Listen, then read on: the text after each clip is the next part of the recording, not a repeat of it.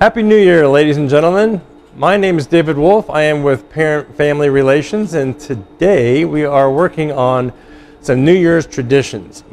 This particular one of 3 videos is going to be preparing a ring cake, which is very popular throughout Greece, and it basically identifies the coming of the new year, good luck for the new year as we've come full circle over the past year into the upcoming year. And one of the neat things about that is we're going to drop a coin into the batter, and that coin is going to represent the person, the recipient, will have good luck. But when we do use a coin or any type of token that you might find in many cultures, it's important to let everybody know, because that's a bit of a physical hazard when it comes to consuming that piece of cake. Whoever that lucky person is, we want them to be lucky and not choke on that little token, whatever that might be. So I'm going to get started with the recipe, and for that recipe I'm going to start with the dry ingredients for the ring cake. So I'm going to sift together some pastry flour, and I like pastry flour or cake flour that you'll find in the store, because it has a lot less gluten in it. It's probably the most refined flour that's out there, and it works out much better for cakes and pastry items because of the fact that it doesn't have the gluten strands, or as many of the glutens that we have. Granulated sugar being sifted. This one is sort of a sifter that I have here in my workplace, where you might have those crank sifters at home. Going to use double acting baking powder as the next ingredient, and then kosher salt or iodized salt, whatever you have in your pantry will certainly do the job. From that point, I'm going to stir in the ingredients so that they're all incorporated. All the dry ingredients are working together so that I have a nice combination of those. Set that to the side, and I'm going to work with the wet ingredients. For the wet ingredients, I'm going to start with the zest from an orange. So I'm going to use a microplane, and holding it with the grated side downward, I'm going to just play the violin, or the banjo, whatever you might refer to that as, just kind of going some short strokes around the orange just to capture the bright orange exterior where all the flavors and the oils of the orange are. Underneath that bright orange skin of the orange is a white matter. It's called the pith, and we'll look at that later when we do segments of this orange, which we will use for some accent garnish to finish the presentation of this ring cake from there. Additional items that are going to go into the ring cake are going to consist of some oil, which we're going to use just a vegetable oil or a canola oil. We're going to work that in with the orange. We're going to use orange juice. If you want to use fresh squeezed orange juice, it takes about 6 oranges to get us to that 3/4 cup measure of orange juice. Otherwise, you can just use your Minute Maid or any brand of orange juice that you like. I don't think Sunny D or any of those types of wannabe orange juices are going to work in this recipe. You want the one that has some pulp in it. 7 egg yolks we've separated from the whites. The whites we're going to use in the meringue.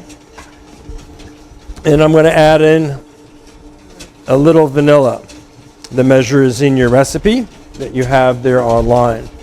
So that is the wet ingredients for this recipe. I'm going to move this demonstration over to a stand mixer where we are going to work on the meringue itself. So working in a stand mixer or on a handheld mixer, we're going to start with a medium speed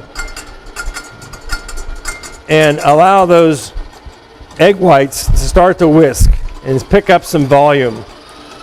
With the egg whites, I'm going to put in some cream of tartar. And cream of tartar you'll find in the spice aisle at the grocer. Basically, it's nothing more than just a stabilizer that allow those egg whites to hold those stiff peaks a little bit longer than they would if we didn't use it. It's not necessary, it's just one more safety precaution that we can put into play while we're working on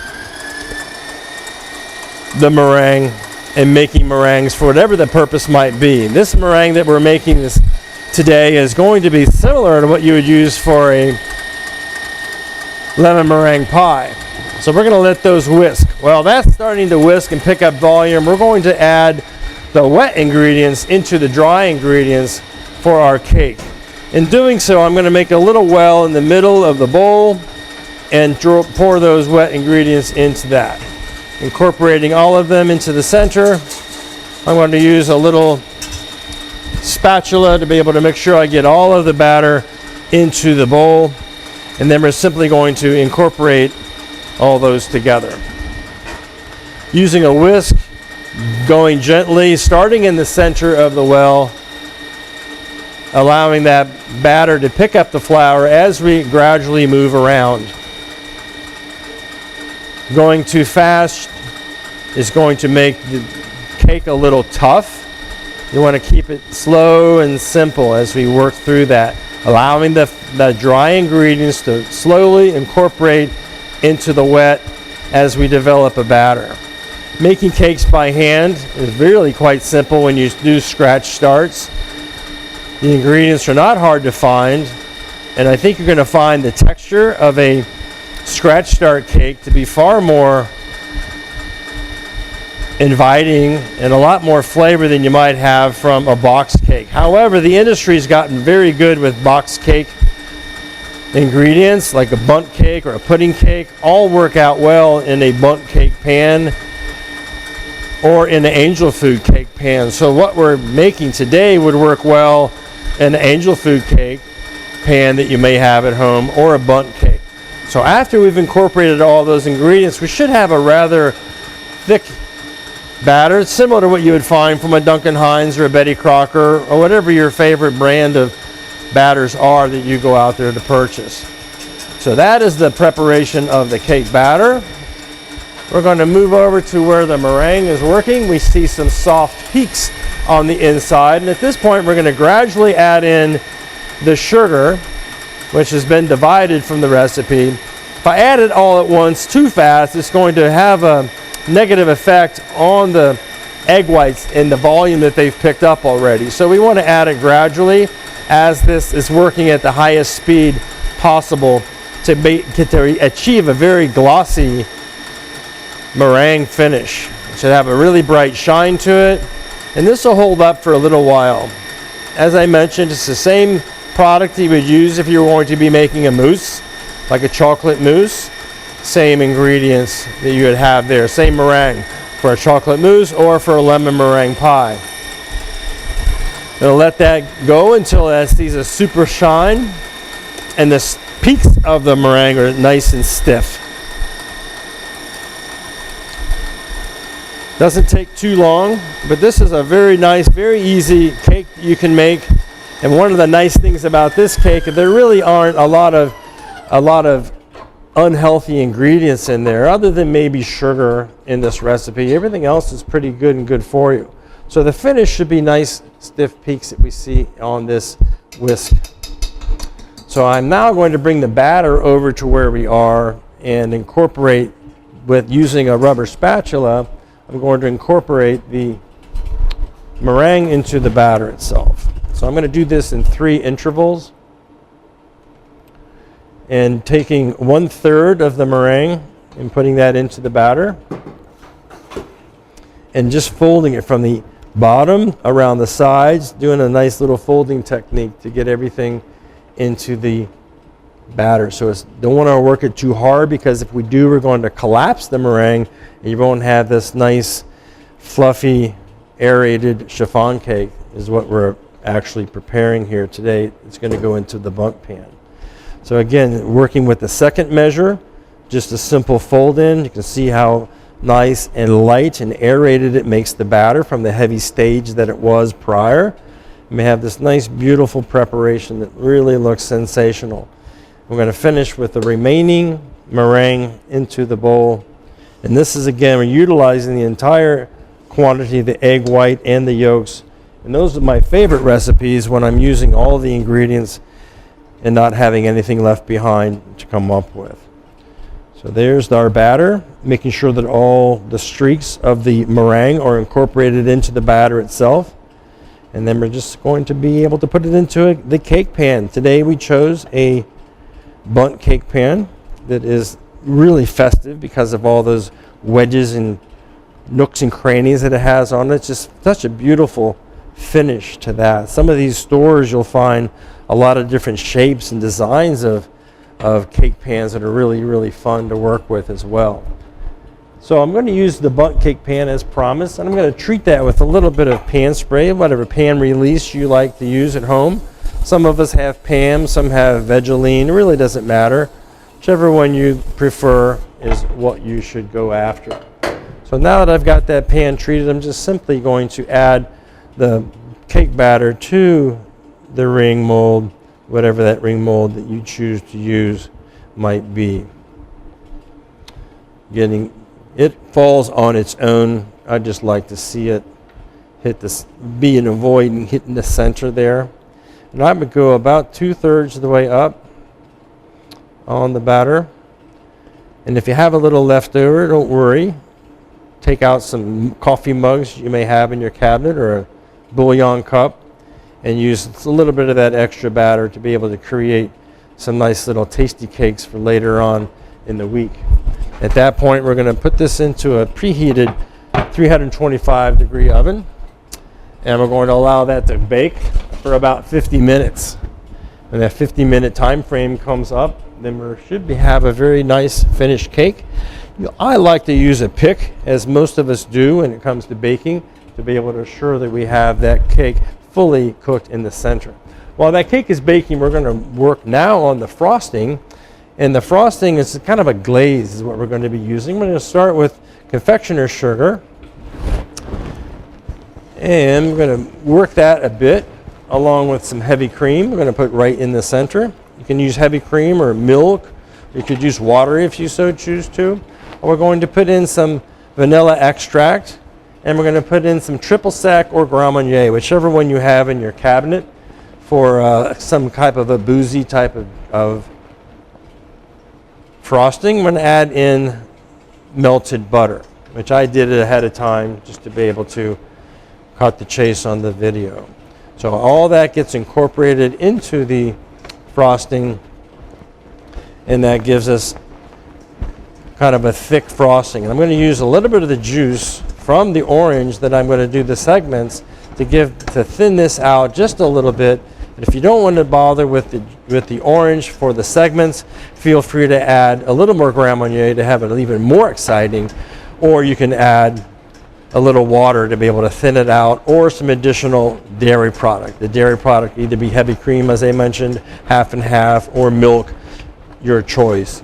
Water works out just fine. So right now it's a spreadable type of a glaze, but I want it to be more thin. So I'm going to add the juice from the orange. And I want to show you a technique on getting the orange segments. So I'm going to take off both ends of the orange as we're baking the cake. So I have two sides. Whichever side is the wider diameter, I'm going to leave flat on the surface of the cutting board. I'm going to use a paring knife because it's easier for me to work with, to gradually work along the natural spherical shape of the orange as I'm peeling off that white pith from the orange. And what that's going to give me is the liberty to be able to cut segments from the orange, much like we do for a grapefruit for the breakfast meal period. So when I'm done, I should have a nice spherical shaped orange to work with. Get my scraps out of the way. Those you can use in a compost or whatever type of process you'd like to use to be able to be sustainable. Then we're going to take those orange segments. I'm going to take the knife and enter into the orange on the interior of those segments that we see, just like we would do it in a grapefruit in the morning. And you'll get as many segments as that orange that you bought will work. So these are Valencia navel oranges. There's a lot of various varieties of oranges. The world is yours on which ones you select. But I am going to take some of the juice from this to put into the frosting glaze, just so that we have a little bit more consistency to it that's more pourable. So that's the process there. I'm just going to squeeze a little bit of that juice from that orange to give us that consistency and that proper thickness that we want. So I want it to be able to drizzle down the sides of the cake when it comes out of the oven. So when it comes out of the oven, give it be patient, give it a little bit of time to be able to cool down before you add the frosting. If you don't, you're going to find yourselves a little bit compromised with the heat from that cake will absorb all of this wonderful frosting that we made. So you can see here that the consistency is kind of drippy, and that's where you want it to be, a little bit drippy. So now to finish, what I'm going to do is take the cake out of the oven, and if all works well, it should release very easily from that. Again, as I mentioned, it's about 50 minutes based on your oven and how your oven works. It's going to make a difference on that. So the cake comes out, let it rest a few minutes, and then just simply invert it onto whatever platter you want to serve the cake on. And it worked out. Yay. I'm so excited. And then we're basically allowing it to cool down. Just pretend time is elapsed and we've allowed that cake to cool down.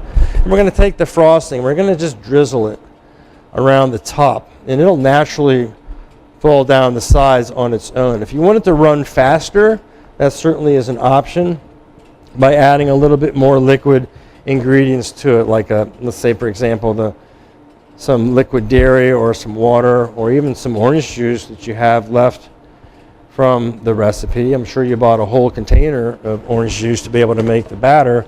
You'll have some of that left over. Now, if you do this while it's warm but not hot, it'll help roll that frosting down the sides, which makes a very nice characteristic of this ring cake. Now, keep in mind, remember that when you're serving the cake, to let everybody know that somebody is going to be the lucky recipient of that coin or the token that you have in the cake that's going to have a little extra good luck throughout the year. So that is the cake. I'm going to use a little bit of those oranges that we got earlier to accent garnish this by putting them in. Maybe I'm just going to put them in the areas where I'm going to make my cuts of the cake for a little bit of visual appeal. And you could take mint leaves and take nice little mint tops. I think look very, very nice along with this. You could sprinkle on some pie spice if you wanted to give it a little bit more flavor and a little more characteristic for the season. If you wanted to, the world is yours. Do whatever you like, however you want to make that work. You can have some very thin slices for the kids, some thicker slices for the adults, and then some nice mints. So you could take either the little tiny leaves off the top and enter those leaves in randomly in between the slices or the wedges of the orange supremes, or you can just take a nice bundle of fresh mint leaves and put those in the center. Catch those oranges as they fall, and that is our ring cake for parent-family relations. And I hope that you enjoy this tradition, primarily from Greece. And on behalf of Parent and Family Relations, we wish you a very happy new year with all the success in the year ahead, for safe and healthy months that go by until we meet again. Thank you for joining us. Enjoy and Happy New Year.